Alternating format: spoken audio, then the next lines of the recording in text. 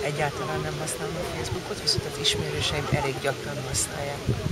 Igen? És mit hallott róla, vagy mi a véleménye erről a rendszerről? Mit tud a Facebook használatról? Véleményem azért nem lehet, mert nem használom. A Facebook magáról, onnan kezdődött a kapcsolatom a Facebookkal, ugye persze nem konkrét, hogy sok ismerősöm az Iribről átváltott a Facebookra, mert hogy ez sokkal közvetlenebb oldalak található. Hogy ez mit jelent, ezt nem tudom, de így hallottam. A gyakorlati oldalon egyáltalán nem használom. Nem is ismerem annyira. Hallottam, nekem nincs saját oldalom.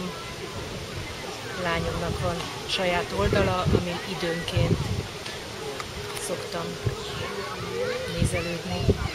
És nem gondolt még arra, hogy saját oldalt csináljon? Nem. Képekkel? Nem, jó? Nem. Nem, de miért nem? Azért nem szeretem a Facebookot, mert az emberek a privát életüket megosztják az interneten, ez nekem egy kicsit erős. Úgyhogy igyekszem lehető legkevesebbet használni autót. Aztán egy asztal mellé. Beszélgetni, hogy igazán személyesen, az sokkal többet ér, mint bármi. Aha. Arra jó talán, hogy megmondjam, hogy hol vagyok, de lehet, hogy nem minden ismerősömmel közölném, hogy hol vagyok, csak mondjuk egyesekkel. Ja. Ritkán osztom meg, csak van nagyon fontos információt. A képet azt, amikor bejelentkeztem kb. 2 évvel ezelőtt hasznosban töltöttem fel. Miket szoktál megosztani? Mi az, amit érdemesnek tartasz arra, hogy megoszt másokkal? Az olyan videókat, aminek van üzenete.